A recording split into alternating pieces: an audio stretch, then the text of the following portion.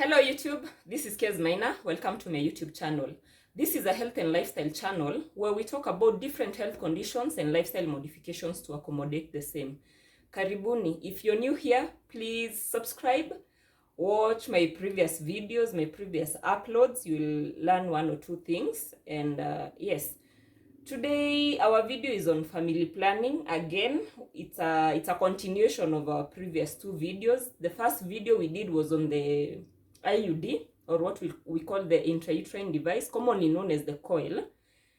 You can watch that and find out how it works and its side effects and all those things. The other video we did was on the implant. The implant, commonly known as Jadel, that thing that is placed on the inner part of your arm under the skin. Yeah, that is the second video we did. And today we are going to talk about the pill. The pill, as the name is suggestive of it, ni tembe, ni tablet. It's a tablet that is taken daily, on a daily basis. Ni tembe inamezwa kila siku, na it helps prevent pregnancy, because it's a hormonal method of family planning. So ndani ya hiyo pill kuna hormones ndani yake. There are two hormones inside it. It's also known as a combined oral contraceptive because of the fact that it has two hormones inside that one pill, and it's a tiny pill. And the two hormones inside it is the progesterone and estrogen, and those are the two hormones that help prevent pregnancy. And after now talking about mentioning what the pill is and telling you what it is, I go into how it works. And how it works is by, first of all, inafanya kazi kwa njia tatu. The first one is that it prevents ovulation. How this happens, inazuia development ya egg, so there will be no egg released by the ovary. And if there is no egg released by the ovary, there is no way fertilization is going to occur, and there is no way you're going to get pregnant if you're not ovulating. The second way it works is by thickening the cervical mucus, some of the mucus at the cervix level, to thicken. This makes it difficult for the sperm to pass through, ingie into you, and ifanye fertilization of the egg. That is, even if an egg is released, there is no way fertilization is going to happen.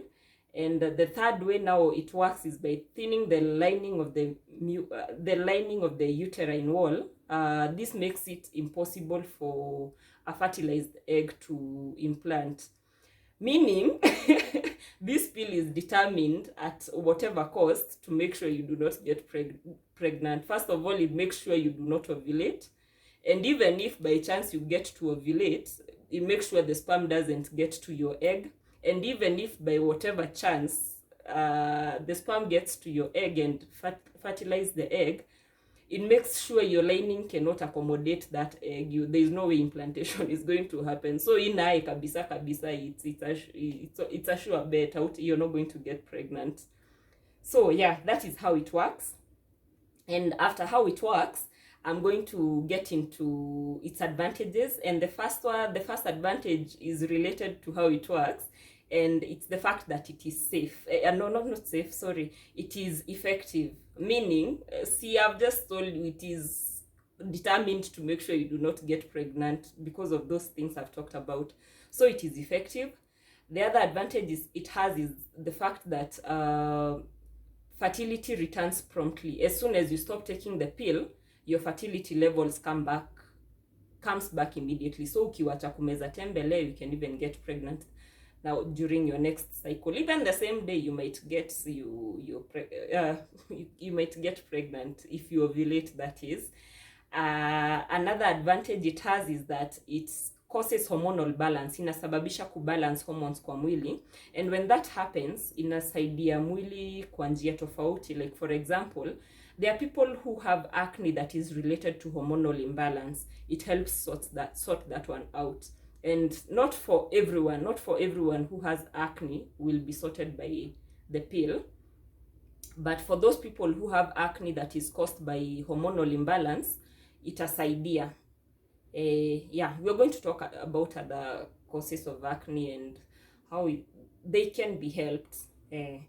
Another advantage of the fact that it balances hormones is the fact that it causes periods to be a bit lighter, shorter even, and regulates the cycle. For people with irregular menses, inasaidia kuregulate your cycle. Another advantage we have is the fact that it offers protection, it reduces the risk of ovarian cancer, the risk of colon cancer, and the risk of endometrial cancer. Inapunguza hiyo risk by actually 50%. It also reduces the risk of ovarian cysts because of the hormonal balance. Again, inasaidia kupunguza the risk of ovarian cysts. Again, also reduces the risk of non-cancerous breast disease. Sio cancerous. Cancerous actually ina increase risk yake, nitaongea on the disadvantages, but it reduces the risk of non-cancerous breast disease. Yeah, and we are done with the advantages. So next tutaingia kwa disadvantages. And disadvantages, nitaanza na hiyo moja yenye nimetaja hapo juu, is that it increases the risk of cancer of the cervix and cancer of the breast. Another disadvantage is that it is user dependent. That means you might forget to use it, and if you might forget to take the pill, and if you forget to take the pill, you may get pregnant. So failure rate yake naye iko chini, but the fact that it is something that you need to keep remembering to take every day, you might even need to put on a reminder on your phone ndio usikuwa unasahau. So that is another disadvantage it has. It also doesn't offer protection against STIs. It doesn't offer protection against HIV. So you also need to be careful. Hata kama you're protected from pregnancy, you're not safe from these others. Alafu, another disadvantage is that it is not suitable for women, all women. Nitaongea about contraindications. It's not suitable for all women because of the hormonal challenge. Because it's a hormonal type. Nilishasema hivyo. I think nilisema it's a hormonal method of family planning. So it is not suitable for everyone. Yeah, disadvantage si mingi, hata hazikuangi mingi. I think this one ndio nimepatana nayo yenye kona more kushinda hizo zingine. Hata hizo zingine ziko nazo kidogo, but hizo ndio disadvantages. And after the disadvantages, we are getting into the side effects. And side effects, there are quite a number. I'll mention. Kuna weight gain, that is the first one and the most common. There is hypertension. It might cause you to have high blood pressure. There is it may cause headaches and dizziness. Inaweza sababisha headaches. They may be severe.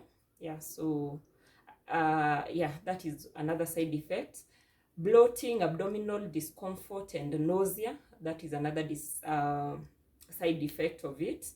It may cause clots ama DVT. DVT ni deep vein thrombosis. Sana sana ya miguu inaweza sababisha clots.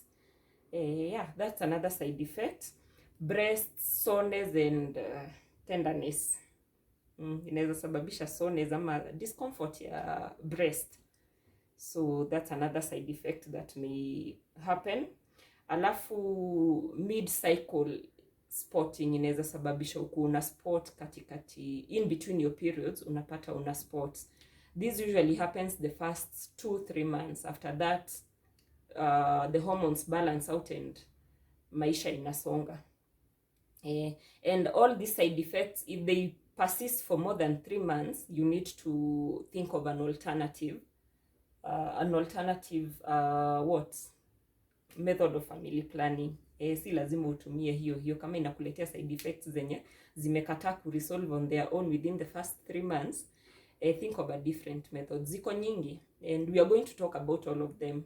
And whenever you have a question, ask your doctor before you make decisions. Ni vizuri kupata clarification from your doctor. Yeah.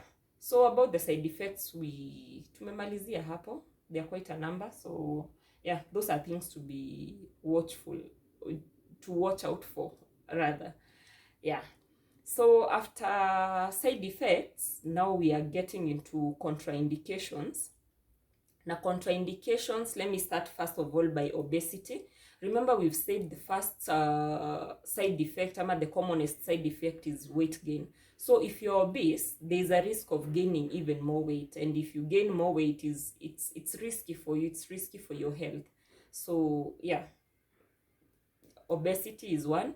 Another one is hypertension. If you're hypertensive, get an alternative, because it may cause your blood pressure to get even higher and ikuwe poorly controlled ama uncontrolled actually. Kama uko na history ya cancer of the breast and cancer of the cervix, again, current or even past, it is not advised to use this method of family planning. And even if it's family history, hata kama sio wewe mwenyewe, but there is a family history of cervical cancer and breast cancer, get an alternative, because it increases that risk.